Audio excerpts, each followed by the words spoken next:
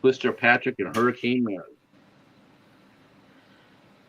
Yeah, and the birthday boy Patrick. Yeah. Yes. Happy birthday, Blackout. Thank you. Yeah. Happy birthday Radio from Flash for you. You got a Radio yeah, Flash. I got Radio Flash. And yeah, no Will Patton came to my rescue, that's for sure. Grandpa. But I will have to say this though. This is I wasn't really scared about the tornado hitting my house. And I'll tell you why, because me and the Cheetah, we were downstairs in the basement, right? Mm-hmm. Now they say the dogs and cats can sense the change of barometric pressure. Like, if they feel it, they'll react to it. So while this tornado was zipping over by our house, the Cheetah was flop on the side, giving up his stomach. Like he was totally relaxed. He came down there, flopped on the ground, and he was just a happy guy. And I was like, wow, okay, well, there's not going to be any tornado going around here because look how happy he is. Yeah. I don't know if cats are good tornado detectors, but in this case, it was sort of. So how are you guys doing? It seems like we just did this last week or something like that. I believe so. Pretty cool movie too. Yes, but give it up for Ben. Ben, yes. Ben. Yeah. I watched it again and again. Now, were you guys here for our? Were you here, Mary, for Kill List? When we did Kill List? I don't think so. I might even have that. Oh my gosh, you have to go back and watch that one. That's another one that Ben picked out. That's a good one. That's a corker. I might have that on Blu-ray. I have to go check.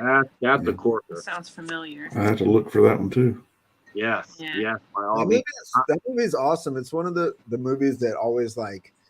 The first time I watched, it's a slow burn, but the first time I watched it, I just wasn't in the mood for a slow burn, I guess, and it was boring as shit. And then I watched it again, and I was like, "This is absolutely fantastic! Such a good film." I don't know what the fuck past Ben was thinking. So it always pays to give stuff a second chance. Mm-hmm, definitely. It's still not going to help me give Hereditary a second chance. I'm just telling you that right now. Be upfront about it. Their loss, sir. I tell you the one I'm looking for because I really want to see it so bad, and that is so far all the movies we watched that I really want to see because I didn't get to see it was Hunter x Hunter. I keep waiting. Like that one's a good one too. I have it, Ben, but my Blu-ray player can no longer play Blu-ray. I guess every Blu-ray player has what they call Tech Guard, I guess, and if their tech's not up to date, it won't play a Blu-ray. It goes out of date. How old is your fucking player, dude? Is it like a top loader or something? It's I'm wondering if mine's going to do the same thing because mine's like mine first round of Blu-ray players. Yeah, mine's about gosh, I want to say about 11 or 12 years old, but it still plays fine. DVD, not a problem. So, but that's the one I want to go back and rewatch. But tonight, it's all about Radio Flash. 2019, so they didn't have a lot of people in it. You can tell the years that these movies come out. There's like 5 or 6 people. Now, did you own a copy of this one, Mary, or did you? No, I watched it on Tubi. Okay. So good. They have a lot of IFCs on there. They do. They have the Den, I think, too. Yes. The Den's on there. Crow's Nest is on there. I got that's next. On the list. The Den's next month. Mm-hmm. Ben gets October. That's right. Be afraid. Be very afraid. I'm gonna choose Hereditary. He'll have a great one. It's picked out, I know.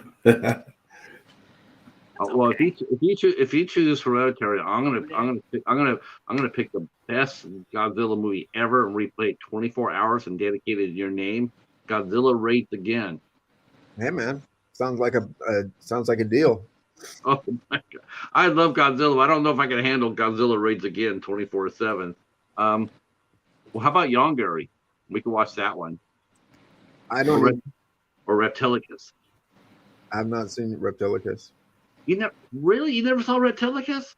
Oh my god, it was a Danish horror movie, a Danish kaiju movie. Oh, so cheesy. Good lord, it's cheesy.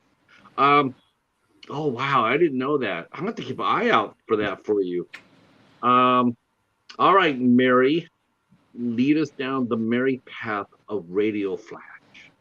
Well, we got directed by Ben McPherson. I don't know this director. Maybe you do.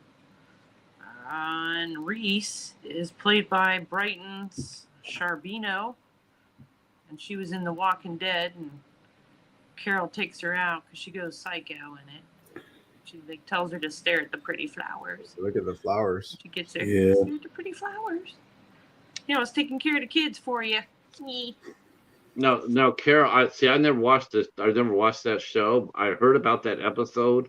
Ooh. Now, was Carol like? Is she like one of the leaders? Like, because they always had like a big bad. She wasn't at first, but she kind of turned into one.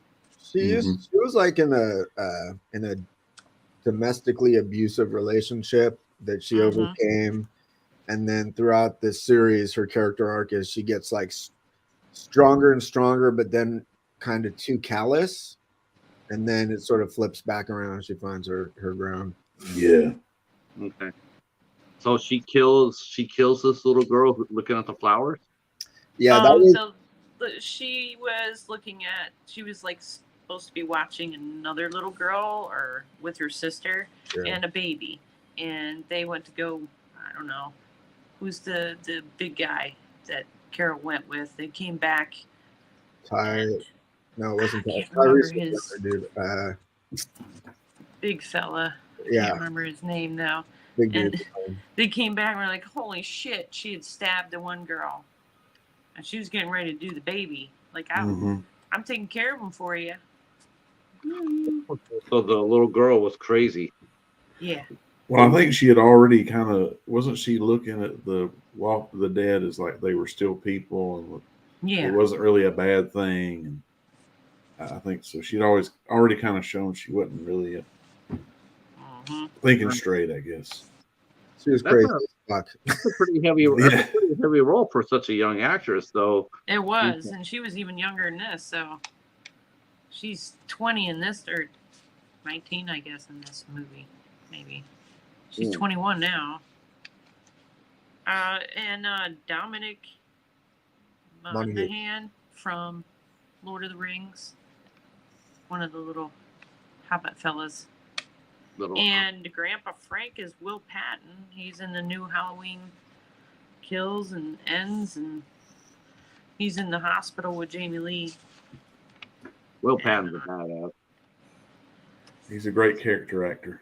He really is. I like him. He's really good. And this one starts off where you're in a room with a black phone, and she's trying to figure out it's like an escape room, I guess. And she's trying to figure out how to get out. She sees a phone number. It keeps saying, you got a royal flush. You won. And she crawls up the phones and finds the right one underneath the water that has the handle for the toilet, that she figures that she'll go up and crank the toilet, and it lets all the water out because the place filled up completely with water. And she figured it out, but it took her a while. Yeah, that was a fantastic. Yeah, that was like, what the hell? You didn't even know, like, is this the movie or is like what's going on? Yeah, it was intense for sure. Makes that first 5 minutes God. was awesome. Swim. Yeah, swim, Eddie, swim. Must swim faster. Yeah, she figured it out, but it took her a bit, I guess. And then she she pops her mask off, her virtual reality helmet off, and it was all a game. Yeah, I didn't expect that. I was just wondering, Yeah, like, I you didn't know, either. I didn't see that. Yeah, I was actually thinking, what's, you know, like, who's doing this? If she's, it's just like for some sort of collegiate test, some sort of military test. I wasn't expecting to see a virtual reality. Right.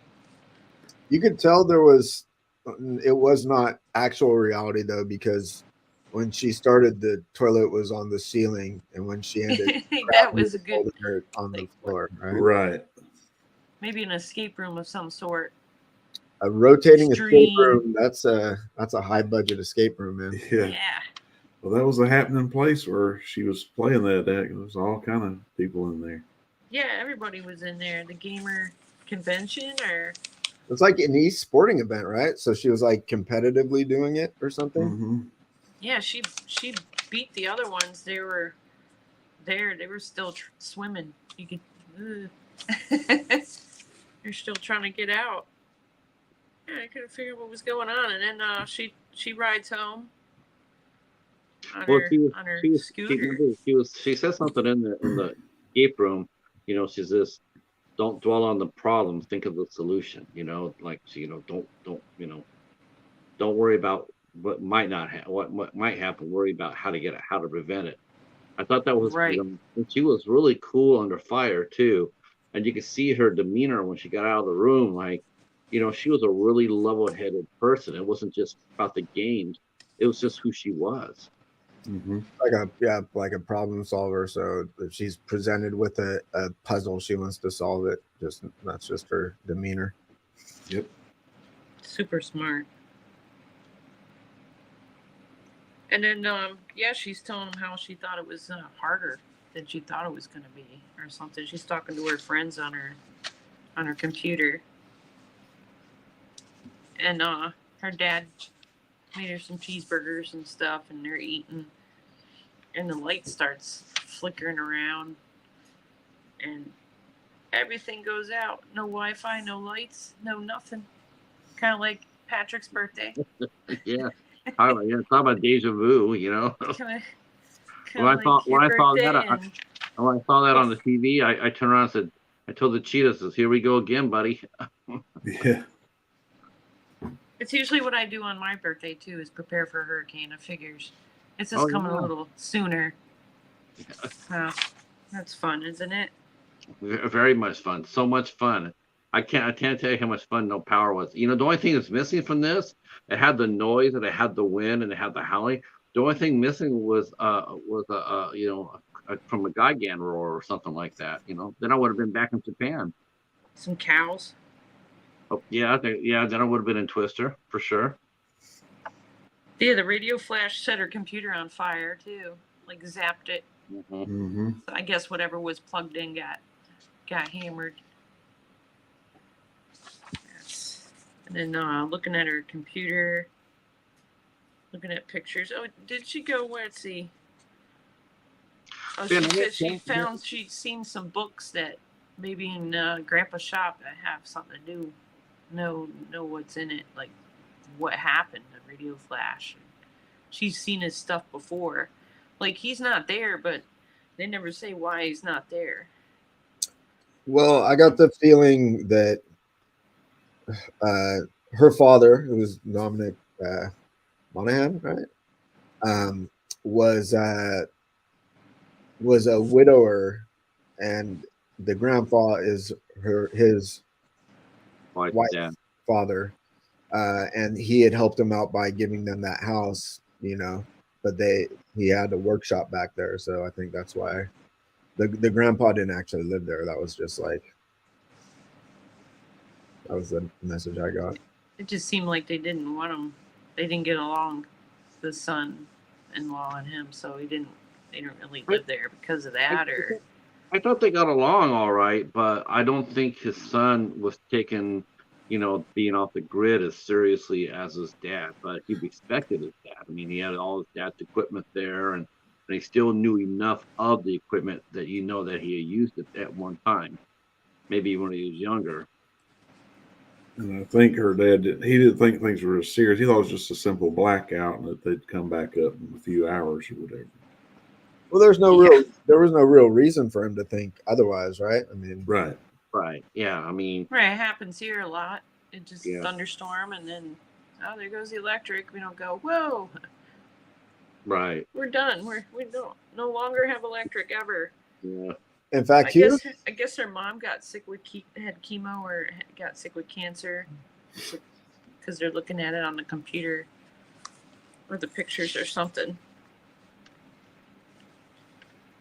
And then the father goes to sleep and she goes to the shop, and like she hooks up the radio. Let's just say she took the car battery out and hooked up the radio, and she called Grandpa. That wasn't realistic.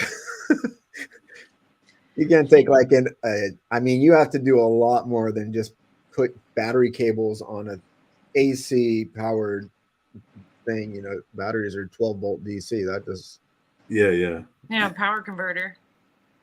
Did she have a power converter, or did she just like touch some shit and it worked? Just hold it between. It was pretty MacGyver. It was pretty MacGyver, wasn't it? It was, but they made a point of it being MacGyver, and I felt like they made a point of her finding a solution that was not necessarily the actual solution because there was a generator there. But the fact that they made a point of it was kind of weird because it didn't make sense from a there's gas and there's generators and shortwave radio. I guess she's talking on the ham one. The other one only goes 5 miles. Right. I mean, all that gear was in pretty good condition too. I mean, fire, other than her MacGyvering it, but the equipment itself looked pretty good. Looked like in good shape. The one battery was charged up. The little 5 mile radius battery was fired up. I mean, I think he said he had to charge it up. Yeah, it was dead. She had to charge it with the generator. That's how she knew there was a generator. She was like, "Fuck, what the hell?" But right. He got everything. He's a prepper. Yeah, doomsday prepper. And then the grandfather goes down to the local pharmacy and gets antibiotics, I guess. He's banking on someone getting hurt, I guess. But some dude breaks in and wants the hardcore shit. He wants some painkillers, and he tells them where to go, and they're behind the counter. They aren't out here where you can touch them. And he the guy breaks in, smashes a window after the other guy. He had a key to the place. Yeah, you kind of wonder if it's going to be a little bit more tense, but when he's just like, "Hey, I don't care if you're taking stuff, just this is where you need to look." So. Yeah, right. You get what you want, and I get what I want. When we both get out of here, all right. And he leaves money on the counter too. I thought that was nice. And holds it down with the rock that the guy busted the window in with. That's right. He did do that. And then the next morning, Reese and her father, what's his name? I forget his name. Chris, yes. He gets up and acts like it's like another day. Everything's okay. He tries to make coffee. There's no water. There's no electric to pump the water. Do you imagine this? That's when you knew this movie had went to a different level. It's when they were going to have trouble making coffee. That's when you know it's the apocalypse. Yeah, The apocalypse is going to end now. Yeah, let me tell you something. By the second day, man, I was looking for coffee grounds to run water through. Oh, I have a French press, so if you get the water hot enough, you can put it through the French press and make yourself a cup of coffee with that. Oh. I have a French press tattoo on my leg. Are you impressed? I am. Wow. Yeah, it's like I'm do it. Really. Okay. Yeah. Okay. That's nice. hard. That's hardcore right there. Oh, shit. And then he tells, I talked to Grandpa. He's like, what do you mean? Go out in the garage. I hooked everything up. Go talk to Grandpa. And he tells him, like, get all this crap together and bring it up. And it's like, is it, like, dangerous? Should we be afraid? And yeah, you should get your ass moving and get up here for a little while till it smooths over. And he's debating on bringing a lightsaber. Did you see him? Yeah. Think about it. I Yeah, did. he's like, nah. I don't know. And she brings her dragonfly necklace which has a connection to her mom. And for some reason, they stop at a gas station, and they aren't even getting gas. They run in, and it's like madness. It's like the pandemic when everybody was getting water and Oh my gosh, toilet paper. They were just getting toilet paper. Like, what the fuck, people? Shoving and pushing and You know, stocking it. you know what's funny? It's funny if you watch that on the surface. If you watch that, and if you don't think about the pandemic when you're watching that, you look at that scene and you would think, boy, people fell apart really fast. Who would do that just for a few hour power outage? But then you factor in the pandemic into it, and that scene felt very, very real. Like, we do it down here every time there's a hurricane. Right now, they're probably losing their shit because they didn't really talk about it much on the news around here. I guess other places said, like, other people contacted us, said, "Hey, you ready for the hurricane?" I think Florida was probably reporting on the Cheetah tornado.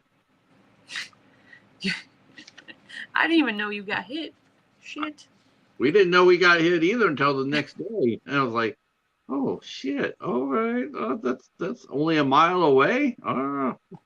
That's scary. Yeah. Mm-hmm.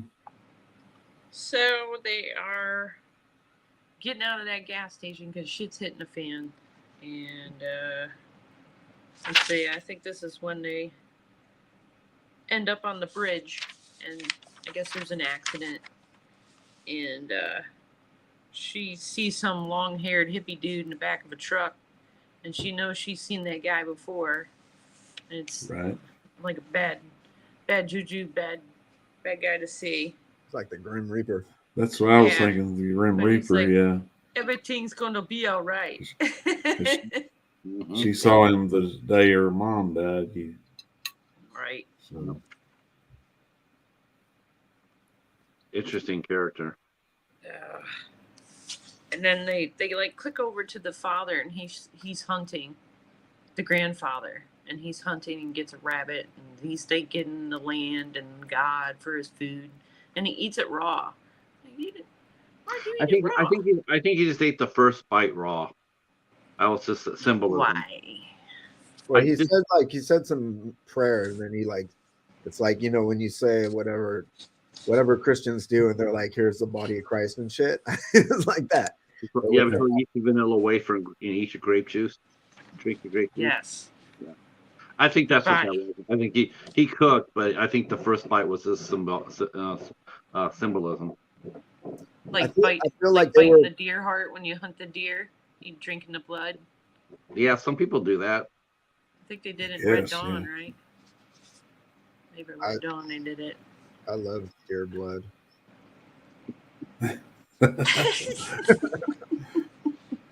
Are you gonna show us a deer tattoo now? I don't have a deer tattoo. Nah, I'm sorry, I don't have one. I felt like we'll wait. Yeah.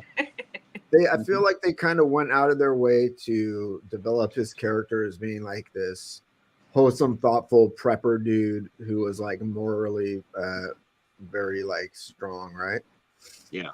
By like paying even though he didn't have to at the gas station, and helping the dude who was looking for the opiates, and yeah, he's like pickling stuff. Yeah, he's pickling and stewing things, and he's got that thing set up before it even went down. Like, I guess he doesn't have much to do. Yeah, that's what people do. They, in that situation, you know, they do prep and they do put stuff down in the basement, and you know, they You know, We used to. they get, they kill their meat and smoke it and store it, for later. And But he went out of his way to say only take what you need. mm-hmm. So he can't like that's the motto. He's saying don't take more, don't reap lands. So he's a pretty good guy. But the people on the bridge aren't. They kind of push the car out of the way, and they're like, "Get out of the way, dead lady." But everybody gets off the bridge though, and well, you know what? I don't think that guy was necessarily wrong for doing that, because his idea, his concern was, when everybody else's concern on that bridge was, there was obviously no one's coming in to help out. It's obvious. And instead of having everybody sitting on the bridge burning their gas, and then what happens? try to move her over a little bit so at least one lane can get by. Just move. Well, her they over tried, a little bit. but they couldn't move that car. They needed to move that car out of the way. So there's no reason they couldn't move that car. Like, you don't have to crash into it head on with the truck. He was just like, I got a big truck, I'm gonna smash through it. So, no, he was like, you got a big truck, I'm gonna smash, because he took that. He was a biker dude who took the truck. Yeah, I think he could. I understand the reasoning behind it, but I think you're right. He definitely could have did it a lot differently. He definitely could have did it a lot more carefully and a lot more thoughtfully. But I think in that situation, when all of a sudden you see your gas tank going a little low, and it's getting dark, I think they yes, people were breaking down everywhere. Yeah. Gas stations were running out of gas, and like the cars weren't electric. And even then, they wouldn't have a charging station. It's going to run out of. Right. I mean, so I think eventually. I don't know. I mean, I'm with you. I mean, it's like it was a little rough, but I could understand it a little bit. Guy parked the truck, got out of it, gave it back to the guy, said, "All right, thanks." Then the motorcycle guys all drove away, and We didn't see the scene where he's like, "Here's your truck, dude. Thanks so much," and he gave him a hug. That didn't happen, dude. They just all took off. Delete a scene. Oh, okay. I didn't see that. Behind the bonus content. Yeah. They embraced and exchanged bonus scenes. Yeah. We have the bonus scenes. I guess Chris was driving, and did she fall asleep in the car or something? Yeah. No, they were looking. They were trying to figure out the directions on the map. Like, she popped up and goes, "What?" No, he looked over. And she asked the mile marker and realized they had passed where they should have made a turn or something, right? Right. Yeah. She asked her dad if that lady had died, and her dad said yes. That's right. She did that right before that too. Because he saw the Grim Reaper, and so she asked her dad if the lady had died, and his dad said, Chris said yes. And so then they drove on, and then she did fall asleep. When they almost crashed into the back end of the RV. That's when she fell asleep. She actually lost consciousness because they were driving. I literally just watched this 10 minutes before we started streaming. They were like driving on, and he's like, "Oh, mile marker 126," and she was like, "Oh shit, we already missed it." And he took his eye off the road for a second. Just for a second, too. And there was that thing there, and she swerved, and they went off the road and crashed into a tree. Yeah, she lost consciousness, and next thing we know, it's morning time. Right, and he can't get out his side, and he's trying to wake her up. She got knocked in the head. And they have to get out her door. Right. Because his is all, I guess, when they hit the tree, it hit into his side. Mm-hmm. And yeah, it got his side pretty good, too. Yeah. As soon as he saw the tree, you knew that he was going to be a goner. Because the way the branches hit, he was going like, okay, yeah, he got stuck. And yeah. But he was. Yeah, they have to find the big bridge or something though. There. Yeah, I really, I thought Chris. I mean, I know I think he was a pretty brave character. I mean, he was, he knew that he was seriously hurt. He knew it. I think he was holding out. He was holding out hope that they would get to, the grandpa, because grandpa could fix him up. But I or mean, somewhere at least nearby where they could go. well, yeah, Right. but I think he knew that he knew his best chance for her as well was try to get there as fast as they can. I think it's what he gambled on that because otherwise he would have went to the road, because chances of finding someone on the road would probably be a little bit better, if he was hurt. But I Right. think he She gambled. said it was a shorter trip if they took the river route. Right. Right. Yeah. Yeah. 5 minutes off of it. So even though the proper thing would have been to stay in the side of the road for help, but Chris sort of he didn't think that was going to be he didn't think that was the best course of action. So he just sucked it up and goal was to try to get her to closest they could get to the grandfather's ranch. Yeah, now is when I would have drank water though. Because he was drinking that water out of the canteen. Give me some of that sweet toilet water before that. Like, I would have waited till I hit the river. Got me some. Oh, I thought that's what they did. I thought they got water from the falls.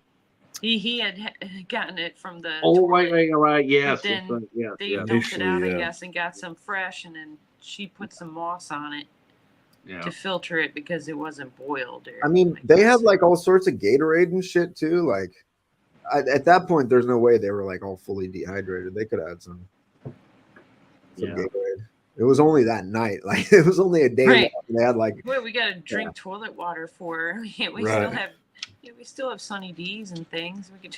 Capri Sun. Maybe we could bring them. How many Sunny D's do you have stacked up, Mary, for the hurricane? I have one case. Oh, one case. Yeah. Case. 2 cases of water, 1 case of Sunny D, 8 Gatorades. Man. We still need more. And we need gas, so we got to go to that gas station. But I won't be fighting because my son works there. There you go. I'm getting gas. That's right. Even when they close, I can get gas. She's talking about how she uses moss. They use moss in the Indians for filtering and for medicine. I don't know what they used it for medicine on. Like, she puts it on a sore or something. Mm-hmm. He has a cut on his arm. Yeah, after she discovers just how bad he's really hurting, that whole side does not look good. That branch, just devastated. I was wondering if it's like some internal bleeding or maybe a broke rib, something. He was not in good shape, and then and she has to do something because, like Ben mentioned earlier, she's a problem solver. So because he falls not that long after that. Yeah, like you were saying, and he's like, go get help. Yeah, and she gets help. She runs and runs and runs. Conveniently, she only just ran up the hill and was like, "Oh, there's a farm." I know. I could have dragged it. I'll drag you. I'll fireman carry you. I'll put you right on my shoulder. We're out. I know. Yeah. A second ago, we were just like deep in the wilderness, but here's a little farmhouse. Yeah. Yeah. Didn't he take the gator? He took the little golf cart. Yeah, that's a badass little cart. Farmer Glenn, he's so sweet. He really was. I really liked this character a lot. Because most movies would have had him played a sort of a creepy. He would have been the creepy one. Like, I've been here for a long time prior to anything. Yeah, you get but he was very much. I mean, that's the first thing you think in your mind in a movie like this is like, he's gonna come on over and say, "Hey, I hear banjos." He was kind of like a substitute for the grandpa until he could get to him. Yeah, he's really sweet. And they go and get their dad. He's really sweet if we assume that he didn't smother Chris to death while she was out getting water. He could have. Yeah, I thought that too. Like, he just stopped breathing. I don't know. The Green alternate. Bonus content. Yeah, that was in the deleted scenes. See the pillow coming in.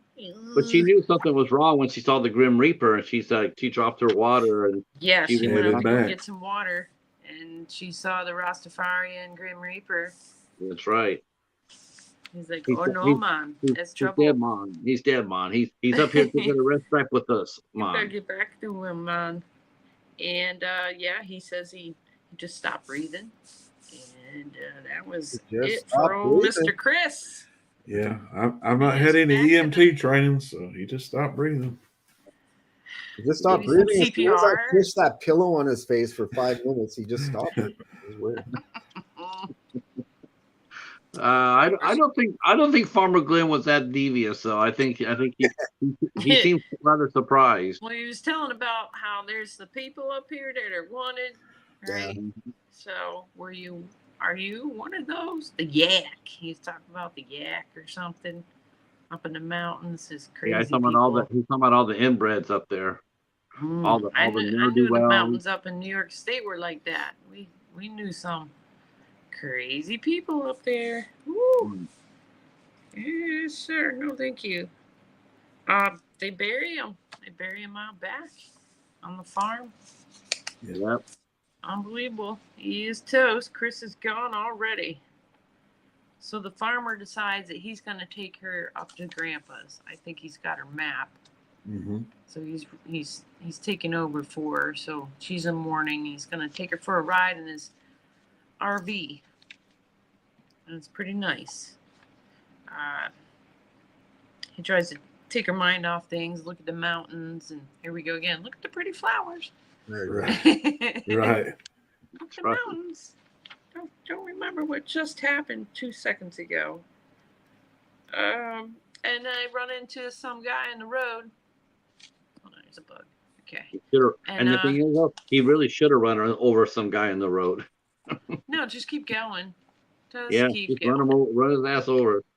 Yeah, I mean, he thought it was dangerous enough. He wanted her to get in the back. So to me, that says don't stop for this guy. But yep, should have just kept on going.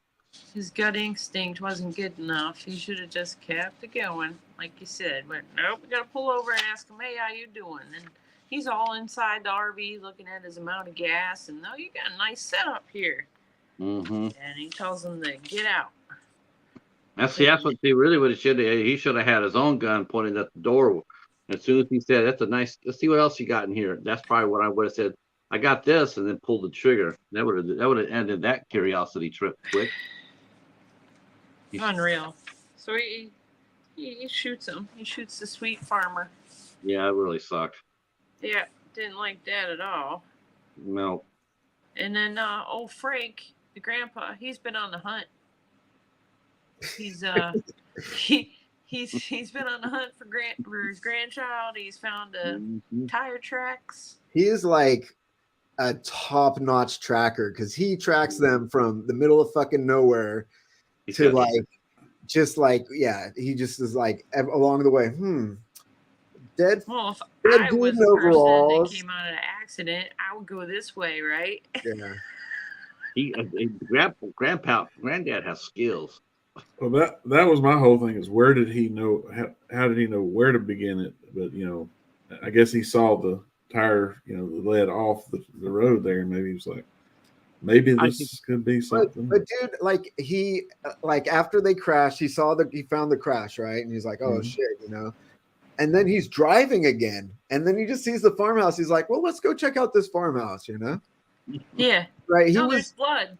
There's blood on the couch. But he thought maybe he thought the same thing we did. He thought, well, they came out, they crashed the car, they went on the road, and maybe that's what they did. They hiked to the farmhouse. So it was a natural thing to do. I mean, once he identified his car as being his grandson's his son-in-law's car, then he knew. Yeah, but I would have checked the pathway first. If he was such a superb tracker, he would have been like, no, they clearly went the river route, right? But he's got magical powers. I think he's a mystical because he ate that raw rabbit. He did. He delivered, and now he is one with the earth. He could. Do you think maybe he has some Gandalf powers and shit? It could be. There's something going on for sure. Yeah, well, he finds the blood on the couch. Mm-hmm. And then he sees a shovel. he's at a farm. And he's like, "Oh shit, a dirty shovel! Someone died." Dude, it's a farm. There's a shovel. It's dirt everywhere. What the fuck? Yeah. What is that? That's just- strange. He happens to be right this time around. But Yes. Yeah. And there's Maybe- fresh maybe- grave and dirt and 2 And shoes. And the shoes. He saw the granddaughter's shoes, Right. so he Yeah. recognized. And Probably gave her the shoes. That's He probably how he could've. recognized them. he probably knows her shoes. Yeah. I mean, that could This have. scummy dude took the van. She's stowing up in the back, hiding out. I don't know, like she doesn't look like she's hiding very good to me. I would have been really hiding. I guess he sees that there's not a he drives enough where he's needing some gas, so he finds a junkyard. Is that what it is? Big old junkyard or looks like a scrap big yard or junkyard, yeah. something. Mhm. He siphoned some gas. He tried siphoned some gas out of some truck inside, and he meets with a gunshot to the gut by Bill, the Texas Chainsaw Massacre Bill. Oh, my crazy Bill. Yeah, get to meet the whole family of fun. Reese goes booking, and Oops, I got locked up. somebody's chasing her, and they snatch her up in a blanket. And It was a second person that snatches her up. Yeah. yeah, there's more than one person involved, because there's one she's looking at, one throws a blanket over her, and they take her back to the weird house full of a lovely house of death. Yeah. Then I'm thinking, wow, how do they go from Radioflash to Wrong Turn? Yeah. I like It the did newest seem one. like I like the newest one. I haven't really seen all the other ones. I like the new one. Yeah, I gotta tell you, it was so jarring to see that. It was like, okay, this is what, because up to the point it had been such an interesting movie, and then all of a sudden We got yeah. cannibals or whatever. He's wearing skins on them, and I don't know. They don't look like the junkyard type though either. She had a pretty cool wheelchair with hand pedals, man. Yeah, Yeah, Ma definitely had the setup there with her chair, but oh my god. she definitely gives off some like you shouldn't trust her type vibe. She was going on in that wheelchair, man. I'm kidding you not. I was sitting here watching this movie. I was sitting there watching it, and she held that wheelchair, and I'll be damned if the Cheetah didn't start humming the Knight Rider theme. Had me rolling.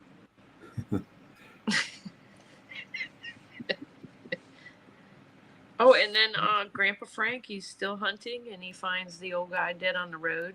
Mm-hmm. Like he's like, oh shit. He looks up the road like he knows where he's going, I guess. His next stop. I don't know. You make a good point there, because you think that because Grandpa, they were actually pretty close to him, not as far as away as you think.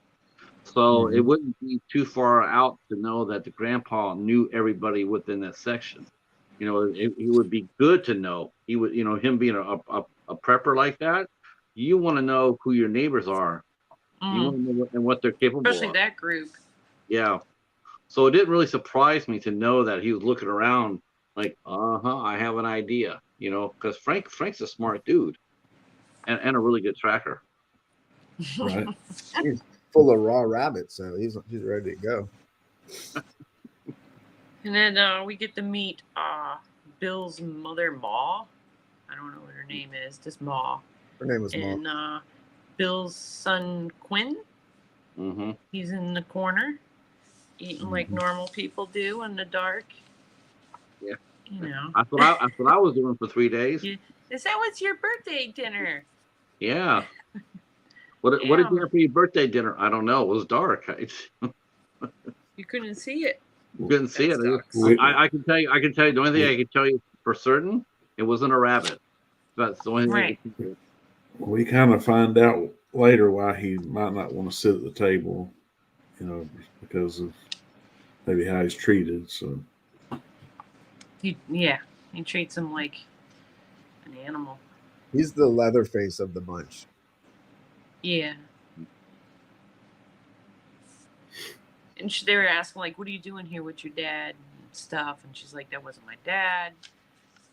He stole the camper and I hid in the back. And, oh, we did you a favor.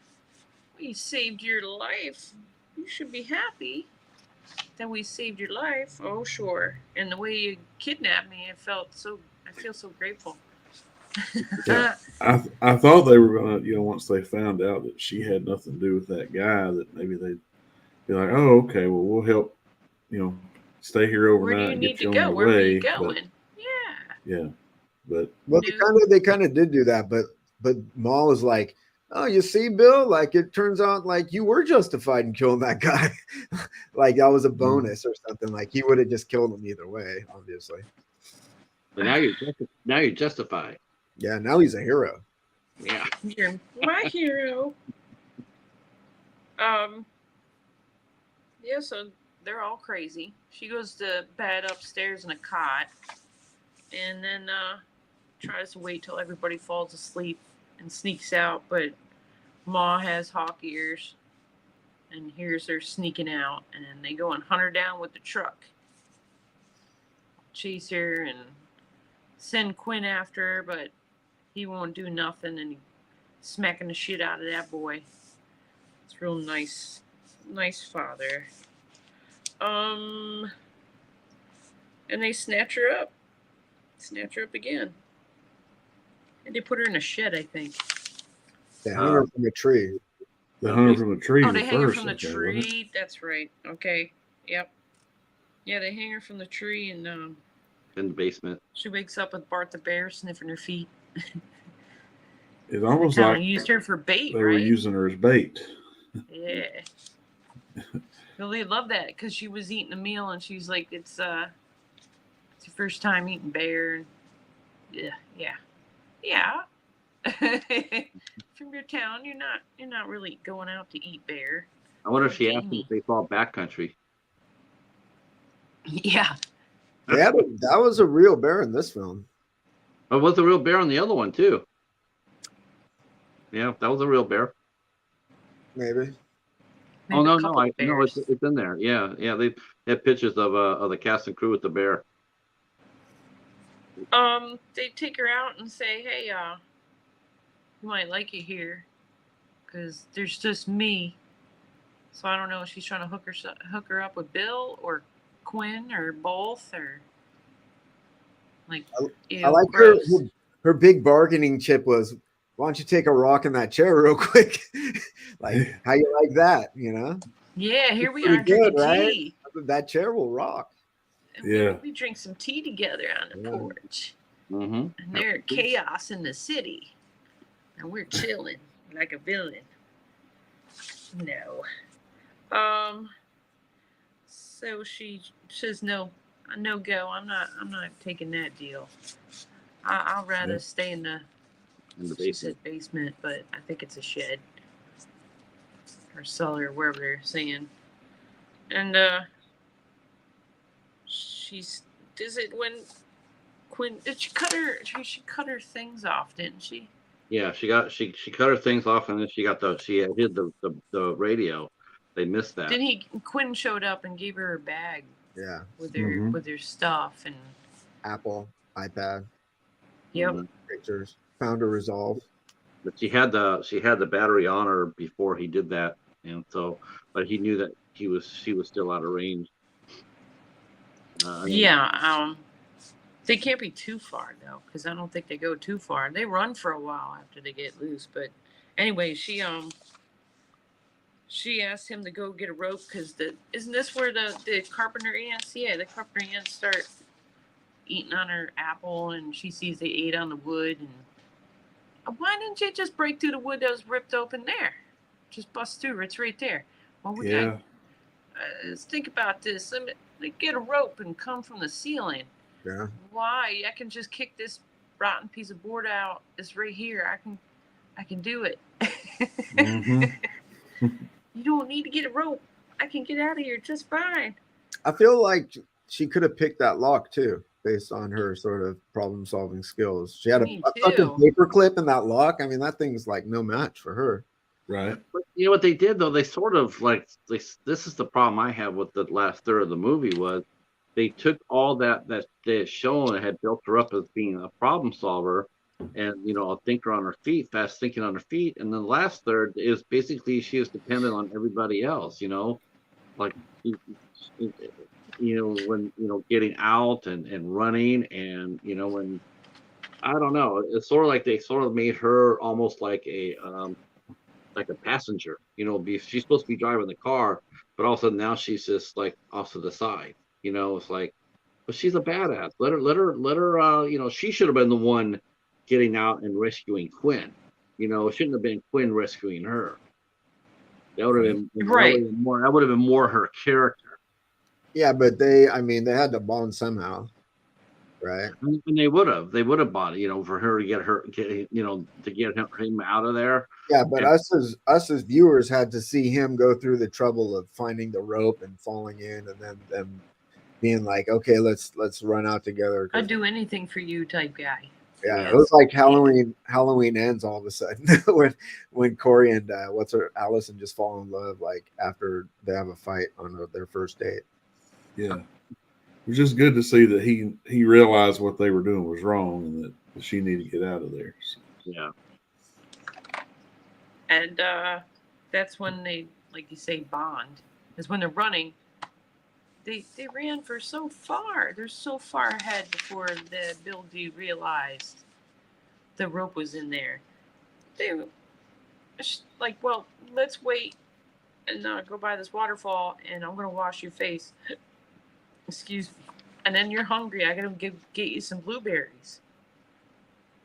If this guy is such a murderous man that he is, I don't need the blueberries.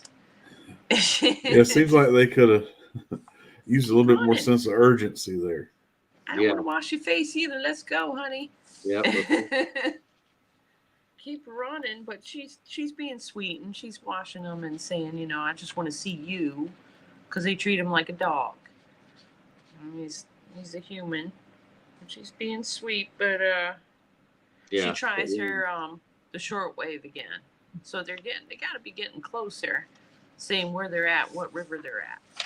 We also throughout the film up until this sort of final act, we see the grandfather a lot, right?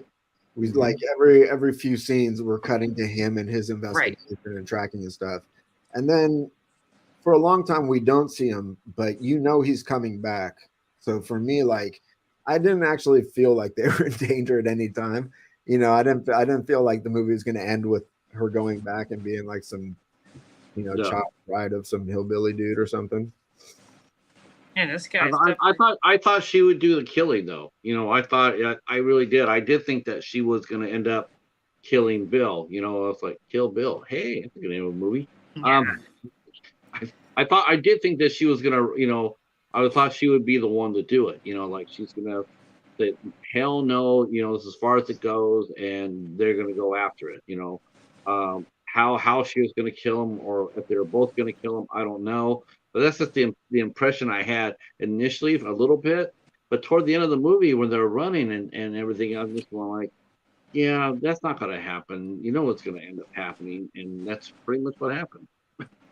I mean, when Quinn goes back and he doubles back and hits him with and distracts him and he drops the gun, obviously she's going to pick up the fucking gun.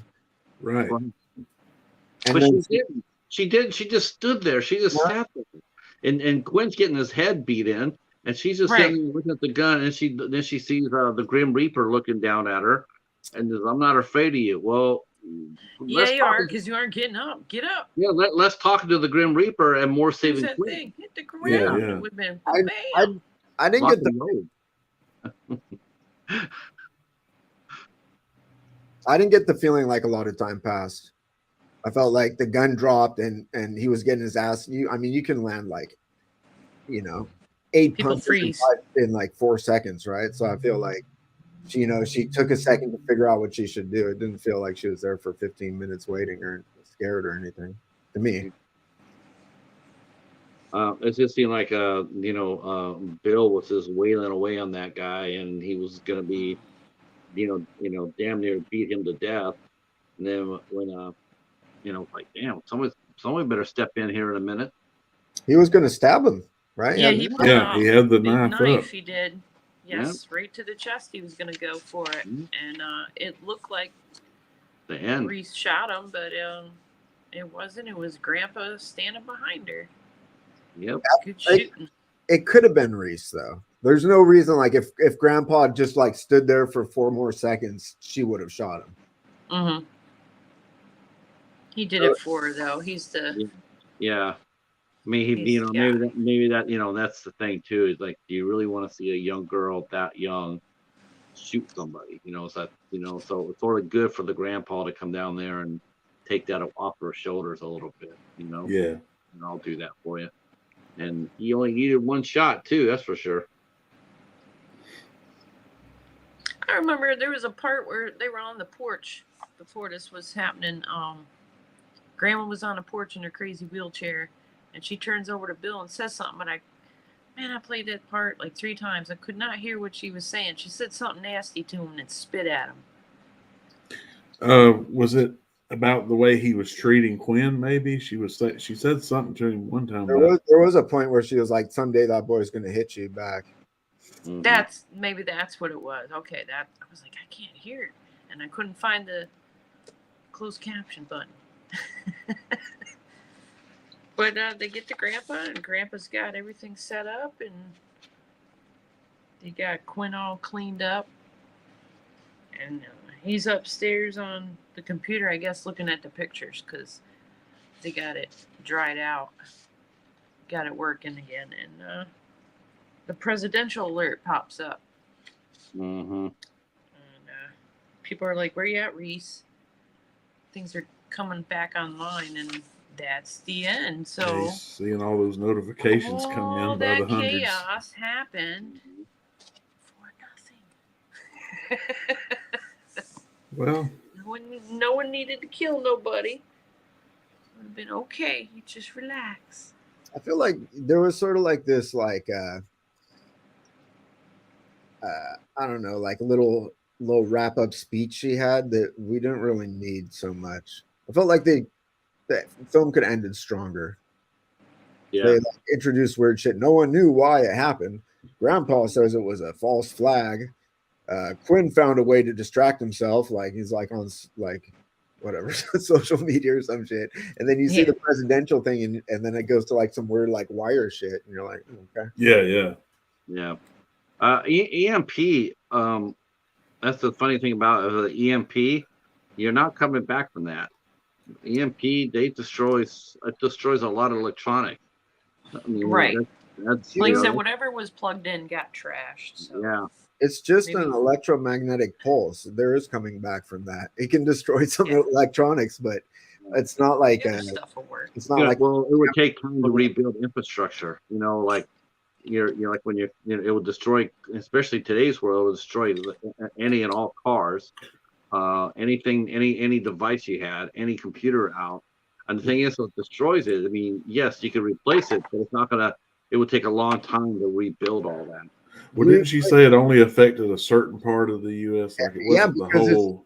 It only has like a certain radius. You can't like, oh, here's an EMP for the world. It's like whatever that radius is, but you can't cripple an entire infrastructure, through one little section in the way that it would never be fixed again.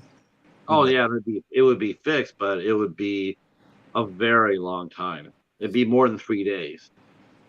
I mean, I don't know, man.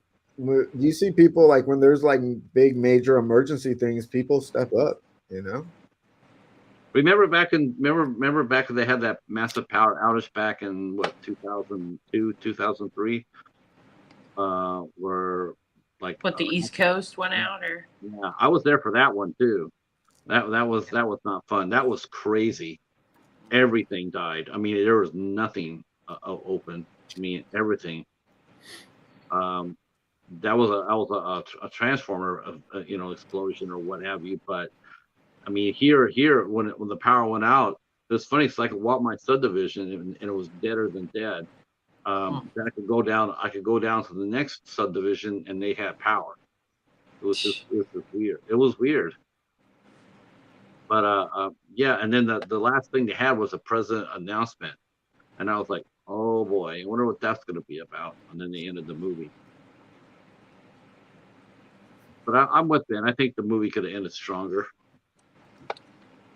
I thought the movie was pretty well executed, but it felt like a path I had walked on many times. You know what I mean? Like everything that happened in that film was like felt like a different movie I had seen. Mm-hmm. So it didn't, and ultimately I didn't feel like there was really high stakes for the characters that we were sort of made to care about. Right? I mean, I felt like, yeah, at the end of the film, she's going to live, you know, with Grandpa. So like. I feel like if you don't have those stakes, to me, like at a certain point in the movie, I felt like I was just sort of like, you know, walking down the path, okay, till the credits happen. But I felt like I knew that what was going to occur. But it was still pretty well shot and acted and everything. Yeah. I mean, other than her getting Quinn out of a bad situation, I really think that whole adding in that family that was holding her against her will was really unnecessary. I did too. I thought so too. I thought it was really forced. I think it threw the whole movie sideways, and it really made her, you know, she's no longer the focus point. Now the inbreds are, and it's like, you know, you were trying to tell some sort of story, and then you got into this wrong turn light, and it was just like it just seemed really unnecessary. Have you guys seen the movie? It's like a German movie, I believe, called Hell, or it's like a sort of post-apocalyptic movie because the sun has gotten so like hot and bright that like it's like the world is a wasteland now. Yes. It was very much like the third act. It's a cool movie, but it was very much like the third act of that. She like one of the characters finds herself in the exact same situation. Okay. So it reminded me of that. Yeah, that was a good movie. I enjoyed it. My husband enjoyed it, but yeah, like you said, we were like, what is this? The guy and the whole family. It's like, yeah, I think what saved this movie is definitely not the story, but the cast. I mean, they're the ones that save it as much as they can. You know, you knew Dominic Monaghan was going to die. You knew it was going to be her and the grandpa. So you're right, Ben. You know, it just had a familiarity to it. It's like you knew it was like what do they say? The drawing by points. You know, connect the dots. Yeah. And yeah, but I like the cast though. I mean, you know, Yeah. I can't necessarily harsh on any movie that has Will Patton in it because Will Patton's a great actor. And it was pretty well shot. There was some beautiful photography of that landscape. That river, beautiful. Yeah, definitely. I thought the lead actors, who I didn't know at all, I didn't know because I hadn't watched The Walking Dead. I thought she did fine. Brighton Sharbino, I guess she has the sister actors too, but I thought she did okay. Yeah, sure. Sister's in the remake of Poltergeist, which I've seen half of. I didn't finish it. The remake with Sam Rockwell in it. Okay. You can't go up against the first one now. I mean, that's what you think, but there's been some pretty strong remakes, man. Mm-hmm. Like, you know, it's not. There's some strong remakes for some amazing original films, you know. So you never know, but yeah, it's hit or miss. I like the Texas Chainsaw Massacre one on Netflix. I really like that one. Yeah, that wasn't even that was like a sequel. That wasn't even a remake, but the Texas Chainsaw Massacre remake was very good as well, I thought. Yeah. Yeah. And I love the original, so. Is that the one with Jessica Biel? Yeah. Mm-hmm. Yeah, my son likes that one. He's like, but Jessica Biel's in it. I want to see that. You can't lose. It's always interesting. It's always interesting when you see an actress like Jessica Biel or somebody like the other girl, Alexandra Daddario, and you know, it's always interesting when you see actresses up that rank and they're doing a really gritty horror movie. You know, it's like Renee Zellweger with The Next Generation. Right. Yeah. Right. A lot of top actors and actresses got their starts in horror movies. So. Yep. Brad Pitt, right? Mm-hmm. Yeah, and Jason Jennifer Alexander? Aniston probably. Leprechaun. Was hers a Leprechaun. Jason Alexander in The Burning. Oh, The Burning. really? Wow. Okay. Yeah, The Burning. I like that movie. That's a good one. Yeah, it is. I need to get Patrick's that talking. one. Patrick's for some reason still talking shit about Hereditary. I'm not sure Oh, why. So they should unmake it. yeah. I've seen it That's just my way of remaking it. That's it. Would that be considered a hot take? I guess. No, I guess that would be considered a hot take because I don't know if it's a hot take. Yeah, because I think most people recognize it as one of the strongest horror films of the last 20 years. You know, I was talking to a guest this week, and we're talking about this is what kills me. We look at Gabriel Byrne, right? Gabriel Byrne was in Hereditary, played the dad, right? He did. And he's walking around with a mopey look on his face for until he got burnt up. Okay, you see that and go like, wow, that's just... But then you forget that Gabriel Byrne did the final what was it, Arnold Schwarzenegger, the final the End of Days. The End of Days. Gabriel Byrne was a badass in that movie. A complete badass. He got possessed by the devil and he did all sorts of evil shit things. And he kicked ass. I mean, that's the Gabriel Byrne that should have been in Hereditary. He is kind of an actor though, right? So that's kind of two different movies. He was so cool in that movie. You're going like, no, that's kind of, if you're gonna get someone like Gabriel Byrne for your horror movie, you want him to be doing some badass shit like that, not just standing there looking at a book getting burnt up. He was good in Miller's Crossing. But that's a gangster movie. Yeah, he should have been more gangster. He was gangster hard. He was hard gangster in Miller's Crossing. I know, that's what I'm saying. Why wasn't he a gangster in Hereditary? Like, why didn't he He was like a wet paper towel in Hereditary. He was just there. He didn't have anything to do. I mean, that was his character, though. It was a different film than End of Days. Yeah, it was just. I think it was more just. I'm gonna say my potential, my future. Showing how dysfunctional that whole family's relationships were, I guess. You really believe his character actually would have reached out and married that crazy ass bitch? Yes. People do all sorts of crazy shit, dude. That's what I'm saying. You know how many crazy bitches are married, Patrick? What the hell? Dude, there's so many crazy bitches that are already married. Like, do you think they were husbands? Of course they do. I don't know. We should ask the two married people about that. I would think that their relationship was probably in a good, point at when they first got married. But it's just maybe she wasn't crazy when they first got married, but then time and circumstances can change things. Crazy. Yeah. That's the reason why she was seeing him, because she was already batshit crazy. Because yeah. Well, I gave Radioflash a 6. And not in the middle, but a little above. Because, like you said, I like the scenery. I like the actors. The music's not bad, Yeah. But I gave it a 6. But I like to watch the trailers and then just go from there. I try not to know the movie ahead of time and just be surprised. So far, so good. The trailer made it look pretty good. I was like, okay, it's like The Road, right? Yeah. Right. Mm-hmm. Like, oh, we got some action here. But then on the cover, you just showed it. Is there like 2 people walking across a log and there's a bear coming? Yes. No and bear chases them across that. I know, and I was thinking, you know what? I'm thinking, well, like they must have got the cover from Backcountry and put it on there, because they look like straight from Backcountry more than anything else.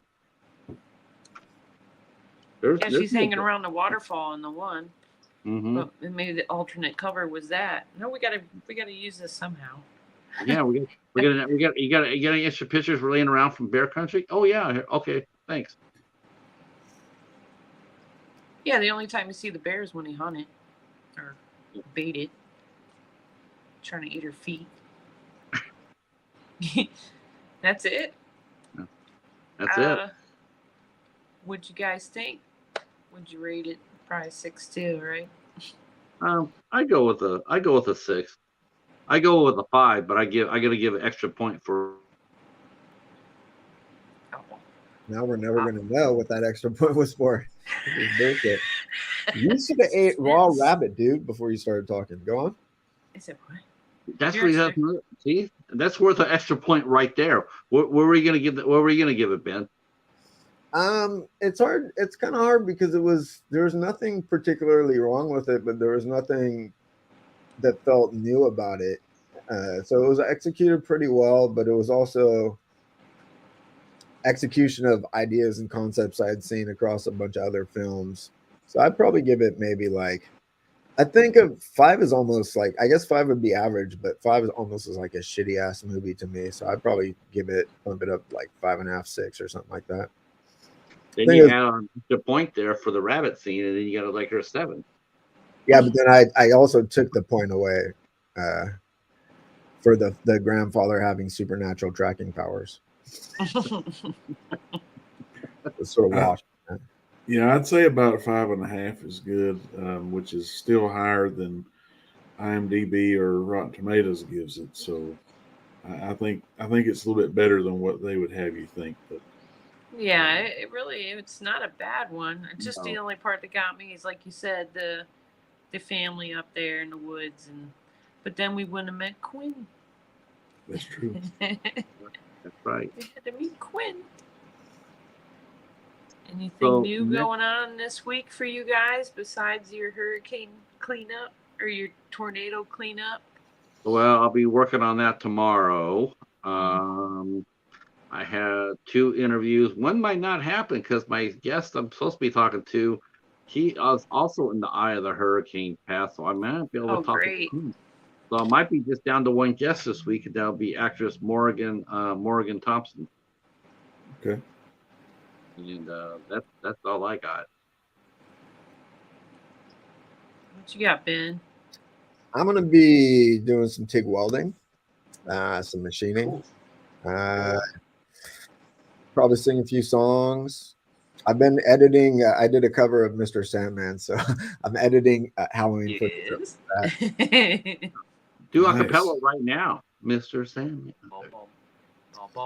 I didn't do an acapella version though. Just the guitar. Yeah, I have about 3 videos that I've shot. I've just got to get them edited and put up, but not anything real groundbreaking. Next month we are watching The Den. That was the movie that was picked by Haas. Yep, that's a solid movie. Yeah, I can't wait for it. There should be some good discussion about it. I watched this other movie. I saw some people posting about it on Instagram, and it was a Tubi original called Deep Web Murder Show. And it was sort of like, it wasn't, well, I don't know that I'd recommend it. I like weird shit and stuff, but like the acting, like some of the acting was pretty bad, but it reminded me of The Den because it had to do with like red rooms and shit. Okay, yeah, I have to look into that one then. I did watch one movie this week. I went and got it from the library, and I did watch it. And I did. It's Concentration with Jenna Malone and Danny Houston. This was a great movie. This was a really good movie. In fact, I would not be surprised to see it pop up again come November. That might be my pick come November. But I really, really liked it. And I love the ending. The ending was really twisted. Yeah. Indigestion. Ugh. Another one to check out. I drew a picture. Oh, nice. Oh, nice. Yes. Yeah, Jason. I seen it somewhere before. I don't know if it's Gutter Garbs or Cavity. And then I drew one for my daughter for her birthday. She wanted that. I don't know if you can see it. Can you see it? No, you can't. Nice shine. Wow, Got a nice shine going on there. Well, guess what? We'll take that shit right out of Oh, there. damn. that sort of looks like Golem. That's a Hyde, I guess, from the Wednesday show. Oh, yeah. On There's Wednesday in the Netflix. background. So she wanted me to draw Wednesday in the back, like in a Mhm. shadow. Okay. I I felt thought it was more like Golem there. I'm going like, boy, she really did have Lord of the Rings on her mind. Did you guys Yeah, watch Wednesday? You I look have like not it, seen didn't it. he? I've heard a lot about it. I've just not seen Yeah, it. I just saw. I watched it. I liked it. Okay. But it was Tim Burton, and I sort of like the Hyde character is like real shitty CGI, and I was like, I'm surprised that they let this fly. It felt like it was too shitty for that show. Yeah, my daughter said, "Hey, draw the Hyde, Mom," and I said, "Okay, I'll put Wednesday. Make sure you put Wednesday in there for me." I said, "All right." Yeah. I will say the clip that I did see of it, though. I will say that Gwendolyn Christie is very, very pretty. Who? Gwendolyn Christie is very pretty. Who is that though? What character? She played Brienne on the Game of Thrones. Oh yeah, Brienne of Tarth. Yeah, she's she like. says this is the first movie that she's ever done. It's the first movie she's ever done where she got to actually put makeup on. You know, like look like a lady. She said everything else she's always done. She's never been allowed to do that. That was the first time. Oh, the very tall lady on there. Yeah. I like her in the shiny stormtrooper. She was good at fighting a bear in Game of Thrones. They could have used her in this last film we watched. Yeah, they should have hired her. Mm-hmm. To be honest, she was kind of shit at fighting the bear, but still. Well, but she did have Horace there to help her, so no wonder that's the reason why she survived. No one saw Gods of Egypt. Nope. I You know don't think I have that either. I have to tell you one thing. That was a fun ass movie. That's a fun movie. Now it's not. Is it the best movie? No. The CGI sort of wonky at places. Yes, but if that movie fun, hell to the yes. And they had the lady who played Elektra on the Daredevil movie. They had her come out there and she was playing an Egyptian goddess. Chadwick Boseman was in it. Okay. Yeah. Which Elektra? The one in Daredevil and the Defenders. Elodie Young. What was it like? Okay. Wasn't Jennifer Garner played Elektra at one point, didn't she? She did. She played the one in the first Daredevil movie, and then she did her own movie. And now I guess she's coming back for the new Deadpool Wolverine movie. Oh God. I'm all right with that because her origin movie got really got short shifted, and it was no fault of hers. Her origin movie was it was not a very well written story. Well, I'm glad everybody liked the movie. I enjoyed it. I watched the next one. I can't wait. I'm gonna sink my teeth into that one. And that next here I am. The next movie will be the 24th, the next date, and that will be on Haas's channel. Haas will be hosting for the first time. We're looking forward to that. And then we're riding on over to Ben's. And then I don't know what Ben will have up his sleeve, but all I know it'll be pretty outstanding, I'm sure. Oh yeah. There's some good ones we haven't done yet. Oh my gosh, it's IFC, man. IFC's got tons of great movies. You're gonna have me watching trailers all night. I mean, and the thing is too, they don't all have to be IFC Midnight in order to be kick ass, because we watched a couple so far from IFC. The one I really enjoyed talking about was Cold in July. You remember that one, Ben? Yeah, that was your choice. Yeah, that was a great one, and that wasn't IFC Midnight. That was IFC. So they have a ton of great movies out there. Should we do Skinner? Should we do? Can I ask you a serious question, and I'll see what you guys' opinion is about it? I know we're supposed to do it like once every month, but would we be adverse to come back on the 17th and do a special edition and talk about Skinner Morenik? because that seems to be a pretty polarizing film. I think if we publicize it enough and get, offered, people to come out, maybe get a couple of guest panelists to come out and hang out with us. Would you guys be averse to doing that? I gotta see if I can find it first. I gotta see what's going on work schedule wise before. I got a hurricane coming, and we're not sure if my husband's appointment's going to be canceled, because when the hurricane's hitting, that's when we're supposed to be at the doctor's to look at his, to go over getting his stent. Well, we can do it. Carotid artery. We could do it in October too. I just want to know if you guys would be up to talking about that movie. I know we talked a little bit about it last week, but I was just wondering, would we care to do a show in general, bring a couple of guests on, just to hit it, just to talk about it? I wouldn't mind having a discussion about it. Okay. I gotta watch. I'll have to watch it. Yeah, I haven't seen that one yet. Me too. Well, I can't wait to see. I can't wait for you guys to see it. A lot of people didn't love it. Oh no, I get it. I get it. Did I love it? No, I didn't love it, but I did like it. But I think it's an interesting movie, and he does tell his story. It's not action-packed, nonstop, like heist story. No, if you're looking for that, I mean the movie's an hour and 40 minutes long, and there's people on screen for 10 minutes. So if you're looking for, I like the film. The hours, the film is 100, like what, hour and 40 minutes, you said, but it feels like 2.5 hours. Just to let you know, be prepared. I didn't feel that way. I didn't feel like it was. I didn't feel like it was like 3 hours long. I didn't. I felt it was like I felt like an hour and a half. It has a vibe that if you can get into the vibe, I think then you're gonna like the film. And if you can't if you can't break through the wall of like vibing with the film, then you're gonna be like, what the fuck, dude? Yeah, I can't wait to see what you guys think of it, though. Can't wait. Either way, there's stuff to talk about. Right. Yeah. All right, boys and girls. That's it for us. Thanks for coming out and hanging out with us tonight. Mary, you did an excellent job. I can't wait to see the next movie you're going to do.